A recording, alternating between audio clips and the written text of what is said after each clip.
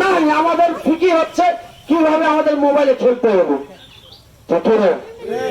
তারেক বিন জিয়াদ মাত্র 17 বছর বয়সে স্পেন বিজয় করে। কত বছর? সময়ের একটি সঠিক সিদ্ধান্ত নিয়েছে। যখন সমুদ্র পার হওয়ার পর তিনি বলেছে তার সৈন্যদেরকে যে আমরা যে তরিতে করে নদী পার হয়ে এসেছি এই তরিগুলোকে জ্বলিয়ে দাও। তরি জ্বালিয়ে দেওয়ার পর এবার তারেক বিন জিয়াদ তার মুসলমান সৈনিকদেরকে বলছে এখন তোমাদের সামনে দুইটি পথ, হয় তোমরা এখনো দেখো নাই। মুসলমানের আজ হাতে হাতে কালেমার পতাকা উঠছে, ইসলামের বিজয়ের সন্নিক্ষণ খুব ঘনিয়ে এসছে। সুতরাং যুবকরা তোমরা ঘরে ঘরে দুর্গ গড়ে তোলো এবং নিজেকে পরিপূর্ণ ইসলামের সৈনিক হিসেবে প্রস্তুত করো।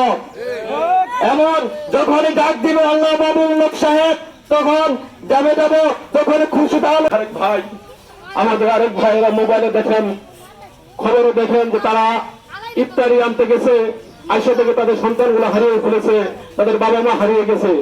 যে আমরা এমন অসহায় যে আমরা শুধু তাকিয়ে তাকিয়ে খবর শুনতেছি, দেখতেছি, আমাদের আসলে আর কোনো কিছু করার নাই। আল্লাহ পাক রব্বুল আলামিন কোরআনে বলেছেন যে প্রত্যেক দায়িত্বশীল ব্যক্তিকে আল্লাহ তার দায়িত্ব সম্পর্কে হিসাব নেবেন। আমি বলতে চাই যে মুসলমান যে রাষ্ট্রগুলো আছে এই রাষ্ট্রপ্রধানেরা কি করতেছেন? এই রাষ্ট্রপ্রধানেরা একত্রিত হয়ে কেন যেভাবে ডাক দিচ্ছেন না কেন? এদেরকে কাল হাসরের মাঠে মুসলমানের ভাইয়ের পরিচয় তো এটাই যে এক ভাই না খেয়ে থাকবে, অপর ভাই নিজের খাবার তার মুখে তুলে দিবে। এক ভাই মার খাবে, এটা অন্য ভাই সহ্য করবে না।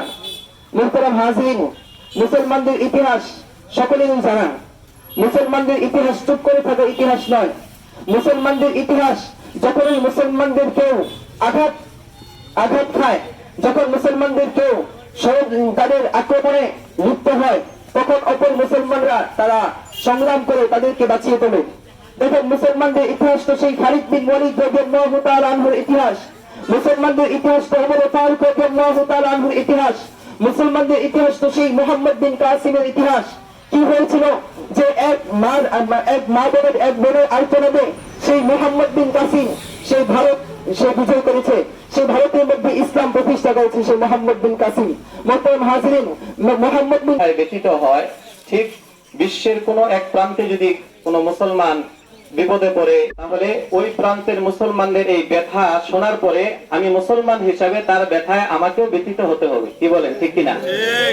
আপনারা জানেন যে এই ফিলিস্তিন কিন্তু মুসলমানদের ছিল, তাই না? ইহুদি গোষ্ঠী তারা এই ফিলিস্তিনের কাছে কিছু জমি তারা চাইছিল যে আমাদেরকে কিছু জমি দেন থাকার জন্য। তো মুসলমানরা সহৃদয় হয়ে এই ইহুদিদেরকে থাকার জন্য কিছু জমি দিচ্ছে।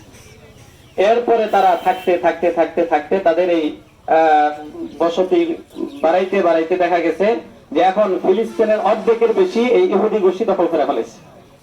এখন মুসলমানদের ওই ফিলিস্তিনে থাকার মতো জায়গা নেই। তো মুহতারাম হাজিরিন, এটাই হলো ইহুদিদের জঘন্য তাদের এই চক্রান্ত। কারণ ইহুদি গোষ্ঠী এটা